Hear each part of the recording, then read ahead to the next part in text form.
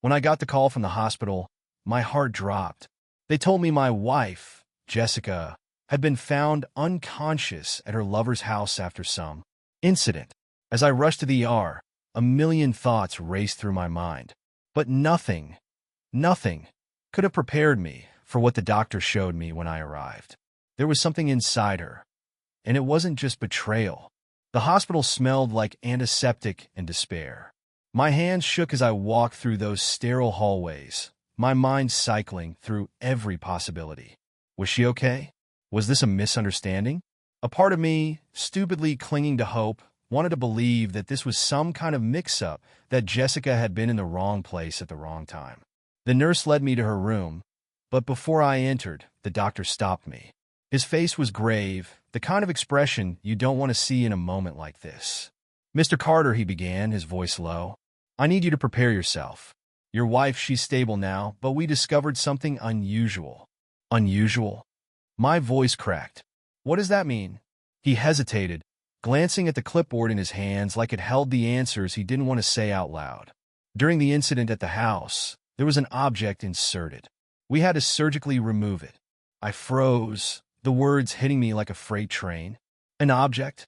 I whispered, though I already knew the answer. This wasn't just an accident. This wasn't just bad luck. This was something far worse. The doctor's voice was sympathetic but firm. "She's resting now. You can see her." I stepped inside, and there she was, Jessica, the woman I had loved for 10 years, lying in that hospital bed like some innocent victim.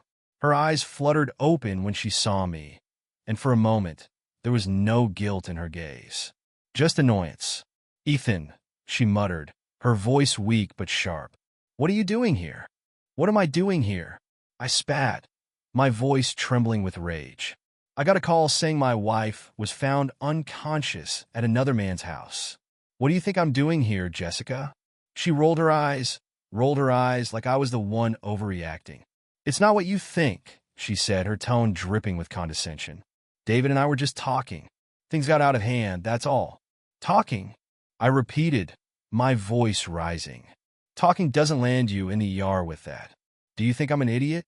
Her expression hardened, the defensiveness kicking in. "You don't understand, Ethan. You're always so busy with work, always ignoring me. Is it so wrong that I needed attention?" Attention. That's what she called it. My stomach churned as I stared at the woman I thought I knew, the woman I had built my life around. How many lies had she told me? How many nights had she spent with him while I was working late, trying to give her the life she deserved? "I've given you everything," I said, my voice barely above a whisper. "And this is how you repay me?" Jessica didn't even flinch. If anything, she looked bored. "Maybe if you weren't so boring, Ethan, this wouldn't have happened." That was it. The final nail in the coffin of whatever illusion I had left about our marriage. I turned and walked out, her voice calling after me, but I didn't look back. I couldn't. If I did, I knew I'd lose whatever shred of composure I had left. As I stepped outside into the cold night air, I realized something. This wasn't just about betrayal. It was about reclaiming my life from someone who never deserved to be part of it. The night air outside the hospital was sharp, biting against my skin, but it couldn't compete with the coldness settling inside me. I walked to my car, gripping the steering wheel tightly as the events replayed in my mind. Jessica's voice, her audacity, her sheer lack of remorse, it echoed like a mocking chorus. I wasn't just angry, I was humiliated. And worst of all, I still didn't have the full story.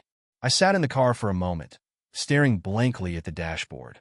My mind raced through the past few months, trying to piece together the puzzle that I'd been too blind to see before. The late nights out with her friends, the sudden obsession with her appearance, the constant texting she'd brush off as work drama. All of it pointed to something I hadn't wanted to believe. And then there was David, my so-called best friend. How long had they been laughing behind my back? How many times had I invited him into my home, only for him to repay me with betrayal? The rage in my chest grew, threatening to suffocate me. I wasn't going to let this slide. Not without answers. I needed proof, concrete evidence of how deep their deceit ran. Pulling my phone from my pocket, I scrolled through my contacts until I found Ryan, another close friend of mine. Someone I could trust. He picked up after the first ring. Ethan? What's up, man? You sound off, Ryan said, his voice concerned. I need your help, I said bluntly. Jessica and David. Something's going on. I caught them, but I need proof. I need to know how long this has been happening. There was a pause, and then Ryan sighed heavily. I had a feeling something wasn't right, he admitted. I didn't want to say anything without knowing for sure, but David's been acting weird around you, avoiding certain topics. And Jessica, well, she's been a little too friendly with him, you know? I clenched my jaw, the confirmation adding fuel to the fire. Can you help me? I asked, my voice taut. I need to know everything. Phone records, texts, locations, anything you can find. I've got a guy who can help, Ryan said. Give me a day or two, and I'll get back to you. I thanked him and hung up, my grip on the phone tight. A day or two felt like an eternity, but I could wait. I had to. In the meantime, I decided to confront David directly. I wasn't going to let him slither away without facing me. The next morning, I drove to David's house. My knuckles were white against the steering wheel as I pulled into his driveway, adrenaline surging through my veins. He opened the door, his face pale when he saw me. Good. He knew. Ethan, he stammered, trying to force a smile. What brings you here? I didn't bother with pleasantries. You know why I'm here? I said, stepping closer. How long has it been, David? How long have you been screwing my wife? His eyes darted around, searching for an escape. It's not what you think. Don't lie to me, I roared, my voice echoing through the quiet suburban street. I walked in on the two of you, David. Don't you dare stand here and insult me with your lies. He swallowed hard, his hands trembling. It had just happened, okay? We didn't mean for it to. It's not like we planned this. Not like you planned this. I repeated, my voice dripping with sarcasm. So, what, it was an accident? You just tripped and fell into my wife? David winced, his guilt written all over his face. It was a mistake, he mumbled. I swear, Ethan, it didn't mean anything. Didn't mean anything? I took a step closer, forcing him to meet my gaze. You destroyed my marriage, David. You stabbed me in the back. And you're telling me it didn't mean anything? He looked away, shame flickering across his features. I'm sorry, he whispered, but the words felt hollow, meaningless. Sorry doesn't cut it, I spat. I trusted you. I trusted both of you. And now, I'm going to make sure you both pay for this. Without waiting for a response, I turned and walked away, my mind racing with plans. This wasn't over. Not by a long shot. Jessica and David thought they could play me for a fool, but they had no idea who they were dealing with. I wasn't just going to confront them. I was going to expose them, rip their carefully crafted lies apart piece by piece. Back at home, I sat in the living room, staring at the framed photos of Jessica and me that adorned the walls. Each one felt like a mockery now, a reminder of the life I thought we had. My anger burned brighter with every passing second, but underneath it all, there was a deep, aching sadness.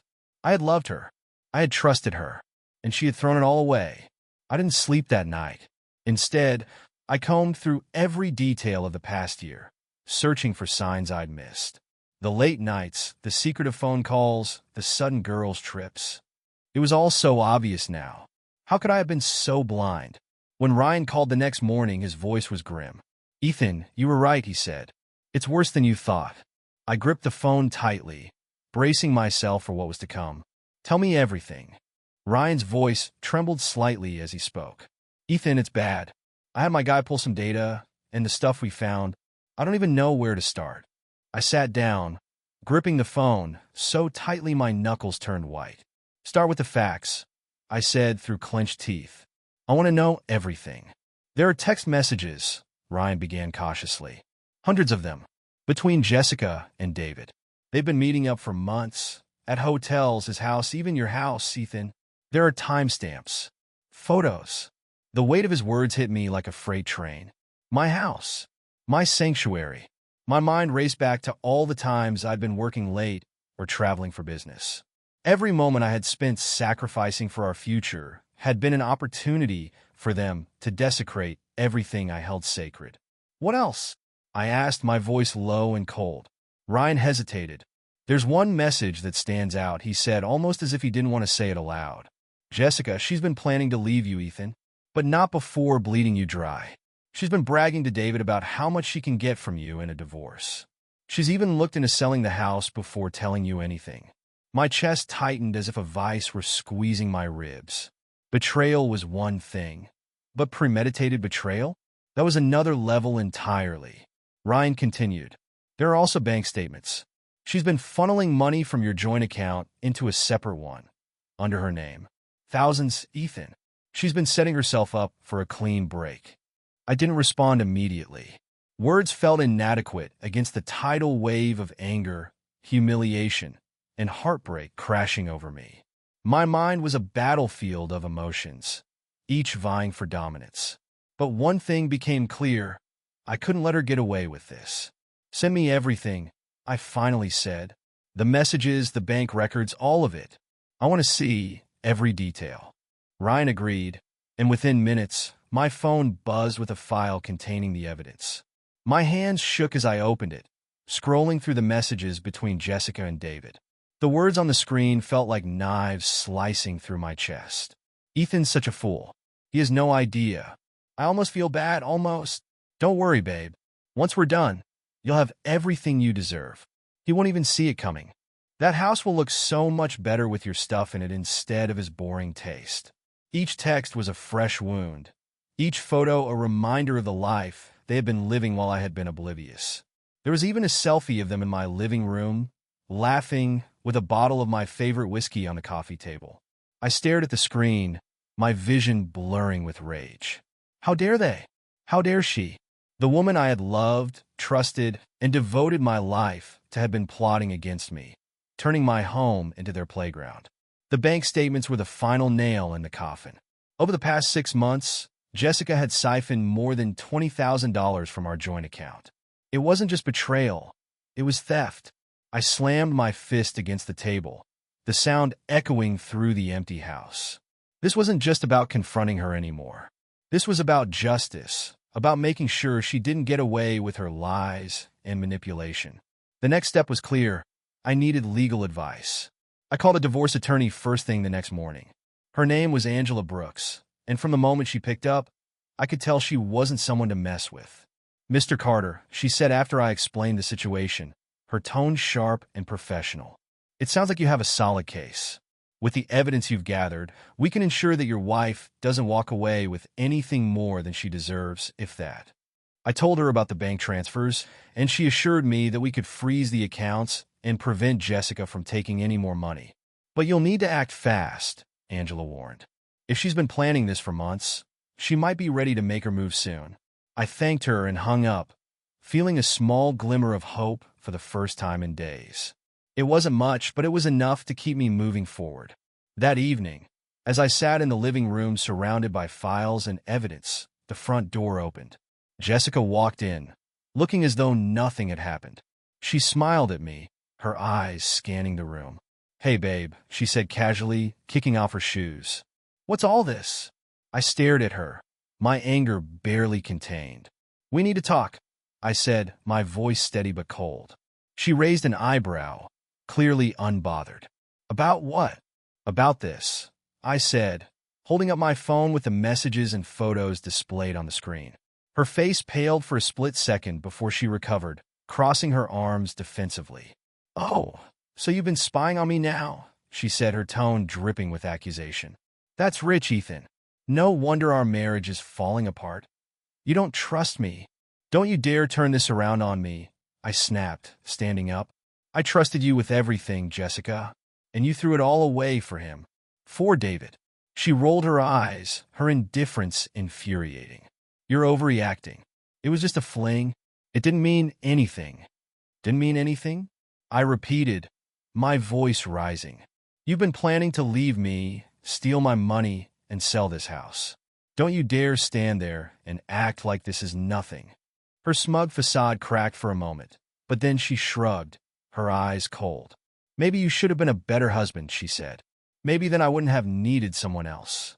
Her words were like gasoline on the fire burning inside me.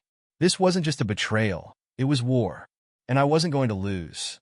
Jessica's words hung in the air like a noxious cloud. Maybe you should have been a better husband.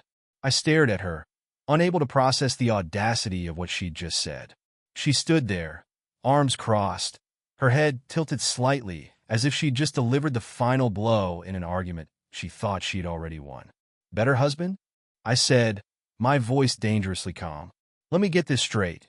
You betray me with my best friend, drain our bank account, and plan to sell the house out from under me.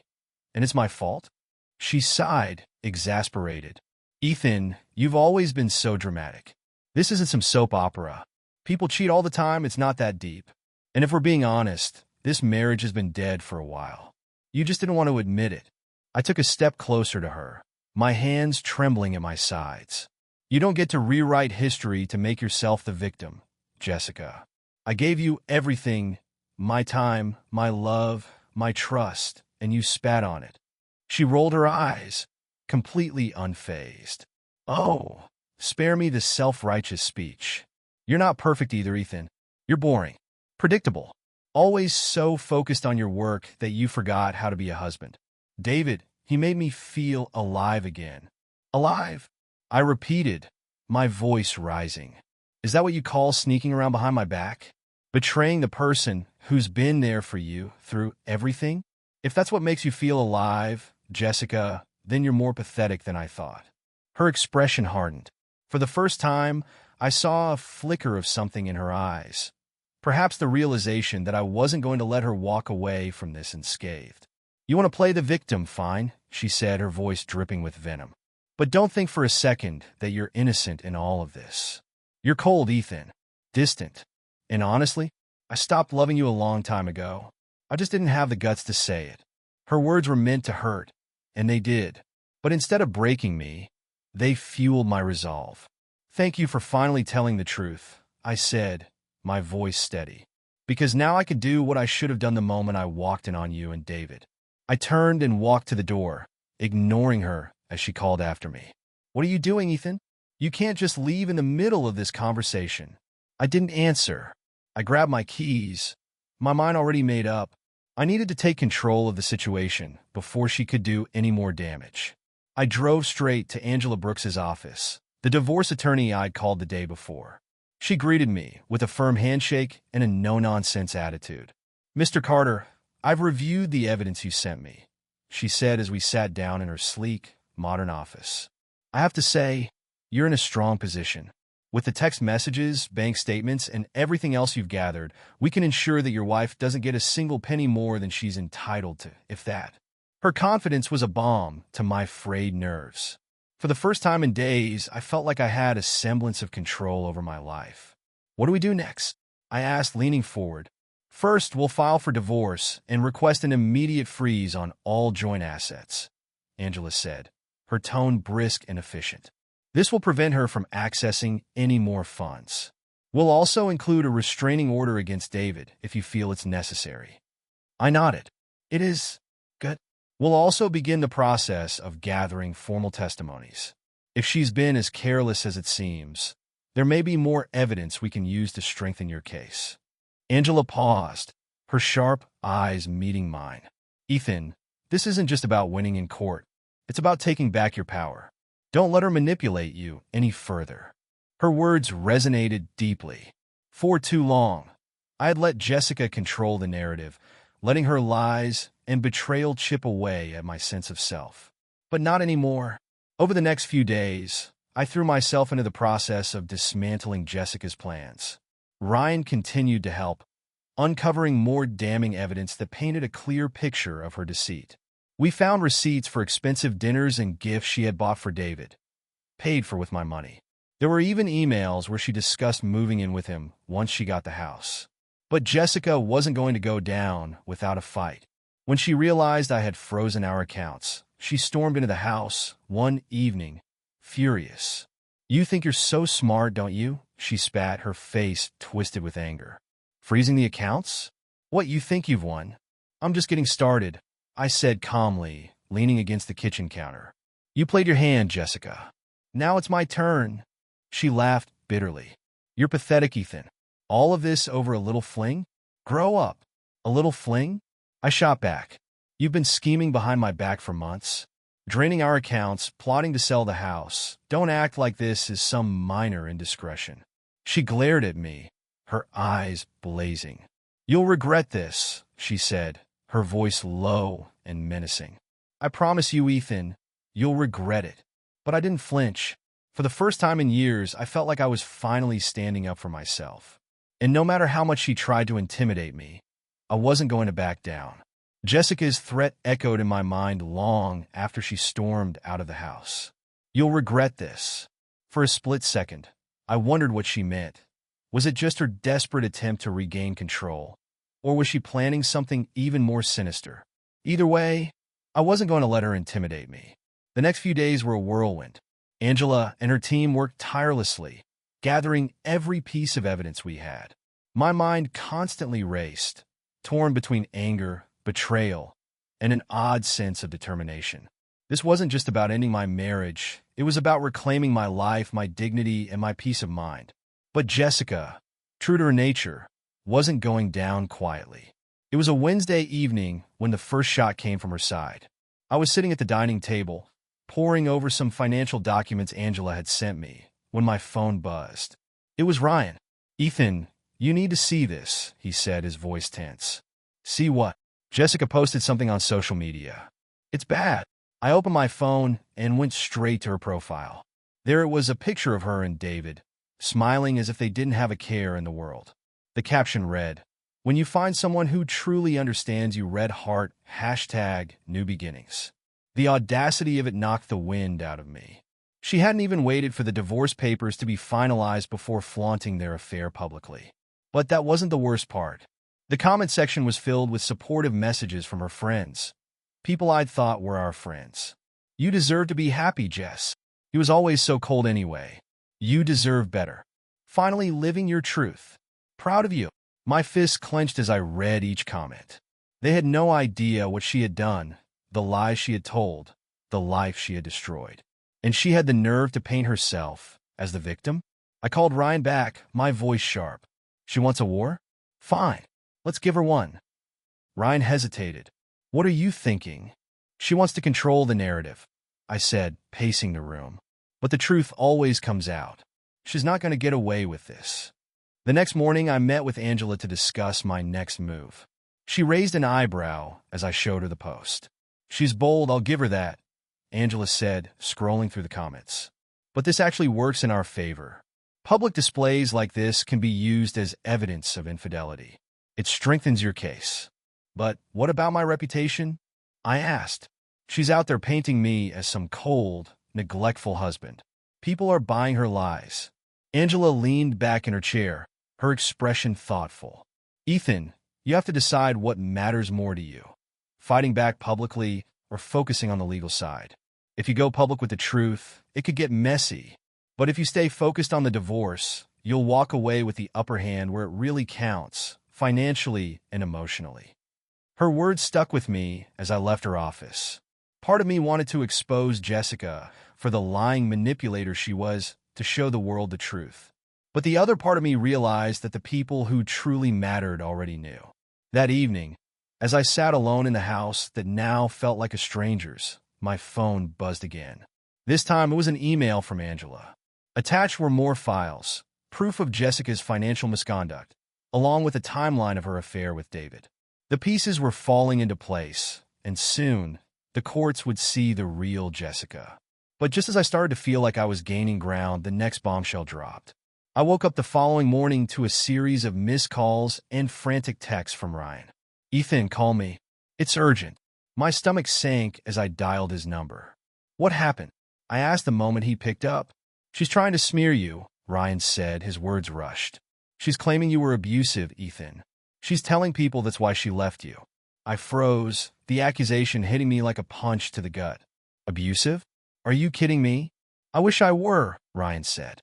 "She's been spreading it to her friends, and it's starting to gain traction. A couple of them even posted about it online, hinting at what she endured." My mind reeled. Jessica's lies knew no bounds. It wasn't enough that she had betrayed me. Now she was trying to destroy my character, to turn me into the villain of her story. I called Angela immediately, my voice shaking with anger. She's accusing me of being abusive, I said. Can she get away with this? Angela's tone was calm but firm.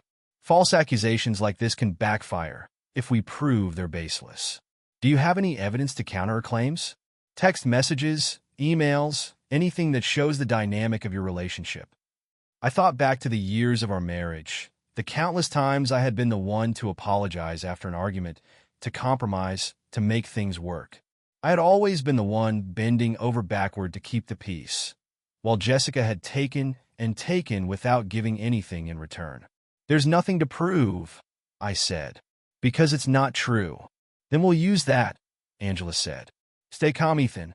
Don't respond publicly. Let her dig her own grave. But staying calm was easier said than done. Every fiber of my being wanted to fight back, to shout the truth from the rooftops.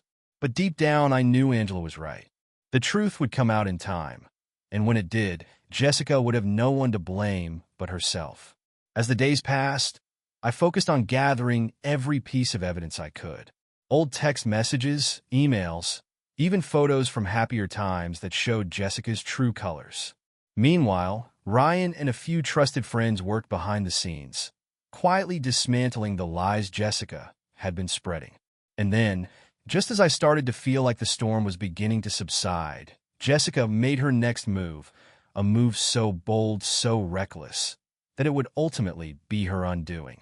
Jessica's recklessness knew no bounds, and I was about to see just how far she'd go to maintain her web of lies. It was a Friday night when the bomb dropped. Ryan called me again, his voice sharp and urgent. Ethan, check your email right now. She's crossed the line. Dread prickled at the back of my neck as I opened my laptop. There, in my inbox, was a forwarded message from Ryan with the subject line, Jessica's lawsuit threat. My heart raced as I opened it. Jessica had hired a lawyer, probably one of those second-rate types who thrived on drama, and was threatening to sue me for defamation. The basis? She claimed that I was spreading lies about her infidelity and ruining her reputation. The sheer audacity of it would have been laughable if it weren't so infuriating. Is she serious? I asked Ryan, my voice tight. She's dead serious, he replied. She's banking on you panicking and backing down. Don't give her the satisfaction. I clenched my jaw. Jessica wasn't just trying to save face. She was actively trying to shift the narrative, painting herself as the victim and me as the villain. She thought she could manipulate the situation, just like she always had. But this time, she underestimated me. I called Angela immediately and forwarded her the email. This is desperate, she said after skimming through it. She knows she's losing control, and this is her way of trying to regain power. But don't worry, Ethan. We'll counter this. Angela filed a formal response to Jessica's lawyer, attaching every piece of evidence we had, texts, financial records, photos. Her message was clear. Jessica didn't have a leg to stand on. If she wanted to take this to court, we'd be more than ready. But Jessica's mistake wasn't just legal. She had underestimated how much damage her public antics were doing to her own reputation. The social media post with David had sparked curiosity, and people started digging into her life. It wasn't long before mutual friends began reaching out to me, asking questions and expressing their disbelief. One of those friends was Sarah, someone Jessica had always claimed was her ride or die. Sarah called me out of the blue, her voice hesitant but concerned. Ethan, I don't know if I should be telling you this, she began, but I can't stay silent anymore. I've known Jessica for years, but the way she's been acting lately, it's disgusting. She's been bragging about what she's done to you. She even joked about how easy it was to take your money. My grip on the phone tightened. She joked about it? Yes, Sarah said, her voice filled with shame. She said you were too busy being a workaholic to notice. But honestly, Ethan, the way she's treating you, it's cruel. I had no idea she was this kind of person. Hearing that from someone who had been in Jessica's corner for years was a strange mix of validation and heartbreak. It was clear now that Jessica's lies were unraveling, and she was starting to lose the people she thought she could rely on. But it wasn't enough for me to just wait for her to implode. I needed to make my next move, and it had to be big. A week later, Angela and I filed a formal motion to freeze all remaining assets and compel Jessica to disclose the separate bank account she'd been siphoning money into. The legal documents we submitted were airtight, and Jessica's lawyer didn't have much room to argue. But the real turning point came when we subpoenaed David. He might have been a snake, but he wasn't as cunning as Jessica. During his deposition, he crumbled under pressure, admitting to everything: how long the affair had been going on, the money Jessica had funneled to him, and even their plans to move in together after selling the house. Angela called me the moment the deposition ended. "We've got her," she said, her tone triumphant. David spilled everything. He even admitted that Jessica pressured him into keeping quiet. This is exactly what we needed. The victory felt surreal, but I knew it wasn't over yet. Jessica still had one last card to play, and she wasted no time using it. The next morning, I woke up to a slew of notifications on my phone. Jessica had posted a video on social media, a teary-eyed, self-pitying monologue where she claimed she was the victim of abuse and betrayal. She painted me as a controlling, heartless husband who had driven her into David's arms. It was a masterclass in manipulation, designed to evoke sympathy from her followers. But she made one fatal error. She underestimated how much people already knew.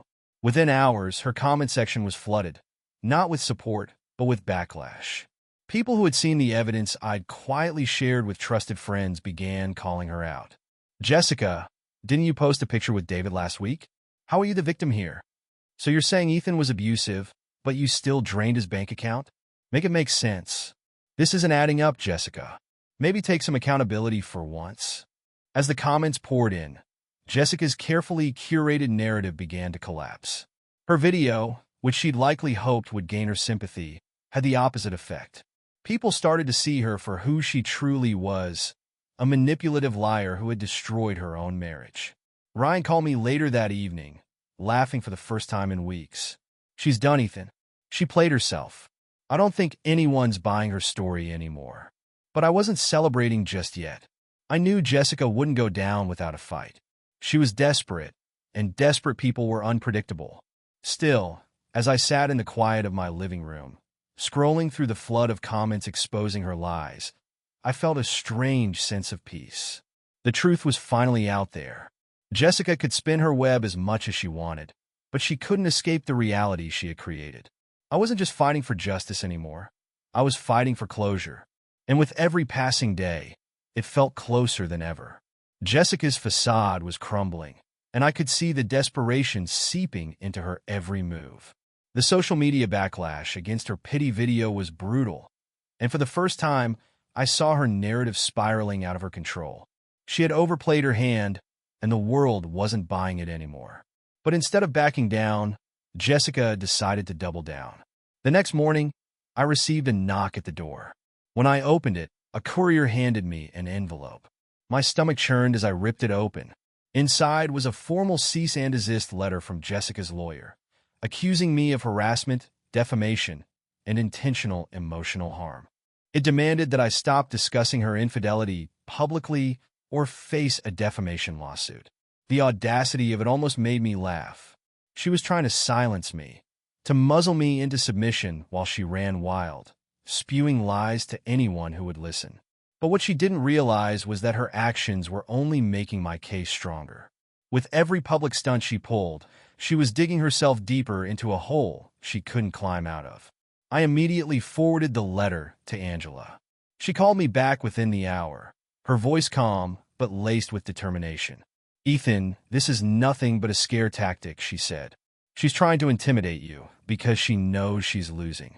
This letter has no real legal standing, especially given the evidence we have. In fact, it's borderline laughable." "Good," I said, exhaling. "Let's use this against her." Angela chuckled softly. "Oh, we will. Every move she makes only strengthens your case. Just stay the course and don't engage with her directly. Let her implode on her own." And implode she did. That evening, Jessica posted yet another video. This time, she looked even more frazzled than before, her carefully curated appearance slipping. Her voice was shrill as she accused me of ruining her life and weaponizing the legal system to punish her for being unhappy. She cried on camera, crocodile tears streaming down her face as she claimed she was the real victim. But her rant had the opposite effect. Instead of garnering sympathy, it exposed just how unhinged she was becoming. People in the comments weren't holding back. "Jessica, maybe take some accountability for your actions instead of blaming everyone else. You cheated, drained his bank account, and now you're playing the victim? Yikes. Ethan hasn't even posted anything. How is he harassing you? This is embarrassing." Jessica's followers were turning on her, and I could only imagine how furious she must have been behind the scenes. Her need for control was slipping through her fingers, and she couldn't handle it. But the final nail in her coffin was yet to come. The following week, Angela filed the official divorce paperwork, complete with every piece of evidence we had gathered. The court date was set, and Jessica would finally have to face the consequences of her actions. But before we could even get to court, Jessica made one last desperate move, one that would ultimately destroy whatever shred of credibility she had left. It was a Thursday evening when I received a call from Sarah, Jessica's former friend who had started to see through her lies. "Ethan, you're not going to believe this," she said, her voice a mix of disbelief and anger. "Jessica just told a bunch of us that you've been threatening her. She's trying to claim that you're dangerous." My blood ran cold. Threatening her? That's absurd. I haven't even spoken to her outside of the legal process. "I know," Sarah said, "and so do most of us. But she's trying to convince people that you're unstable, that you're out to get her. She's even talking about filing a restraining order." The sheer insanity of it all was staggering. Jessica was so desperate to turn the tide in her favor that she was willing to fabricate an entirely new narrative, one where I was the villain and she was the helpless victim. But what she didn't realize was that her lies were only making her look worse.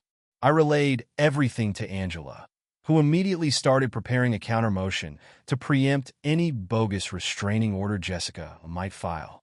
"This is a classic move by someone who's backed into a corner," Angela said. "She's throwing everything at the wall to see what sticks. But don't worry, her actions are only making her look more erratic." And then came the moment I'd been waiting for. The next morning, I received a call from Ryan.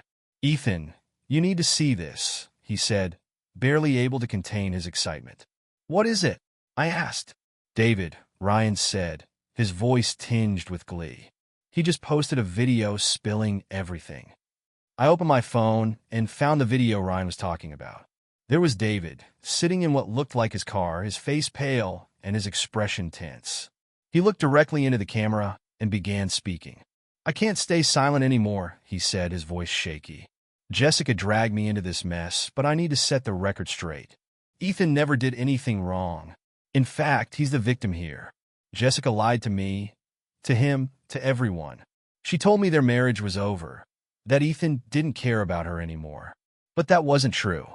She manipulated both of us." David went on to confess everything. How Jessica had orchestrated their affair, how she had lied about her intentions, and how she had drained our joint account to fund their escapades. He even admitted that Jessica had tried to convince him to back her up in court by fabricating stories about me. By the time the video ended, I was in shock. David's confession was the final piece of the puzzle, the undeniable proof that Jessica's entire narrative was a lie. I sent the video to Angela, who immediately added it to our case file. "This is it," she said. "This is the smoking gun. With this, there's no way Jessica can spin the story in her favor." For the first time in weeks, I felt a weight lift off my shoulders. The truth was finally out, and Jessica's web of lies was collapsing around her. But there was still one more chapter to write, one that would ensure she couldn't hurt anyone else the way she had hurt me. The day of the court hearing arrived like the calm before a storm. I dressed carefully that morning, choosing a suit that made me feel composed and in control. For weeks, I had been battling Jessica's lies and manipulation, but now, everything was coming to a head. Today was the day she would face the consequences of her actions. I walked into the courtroom with Angela by my side, her confidence steadying me. Jessica was already seated with her lawyer, her expression one of smug defiance. She still thought she could win. She still believed she could twist the narrative in her favor. But as I looked at her, I felt none of the anger that had consumed me for so long. What I felt instead was pity. Jessica didn't just destroy our marriage. She had destroyed herself. The proceedings began, and Angela wasted no time presenting our case. Piece by piece, she laid out the evidence, the text messages, the financial records, the photos. Jessica sat stone-faced as each damning detail was revealed, her lawyer scrambling to object, but finding little ground to stand on. Then came the turning point, David's confession. Angela played the video in court, the sound of his shaky voice filling the room. Jessica's composure cracked for the first time. Her eyes widened, and she shifted uncomfortably in her seat. It was clear she hadn't anticipated this betrayal from her co-conspirator. David's testimony didn't just expose the affair. It dismantled Jessica's credibility entirely.